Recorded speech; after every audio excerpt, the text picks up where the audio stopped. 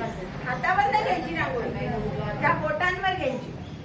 हे असा हात करायचा अशी आणि ह्या बोटांवर रांगोळी घेऊन आणि अशी सोडायची, पण कमरेतनं वाकून आणि हात असा सरळ अशी सोडायची. ते मला दाखवते. सगळे नाही ते तर सूचना सगळ्यांनाच देणार. सुरुवातीला आता बघा दोघी जणी पहिल्यांदा बिंदू काढणार आहे. सगळ्यात पहिलं अक्षर म्हणजे बिंदू. दोन्ही पायांच्या मध्ये काढायचे.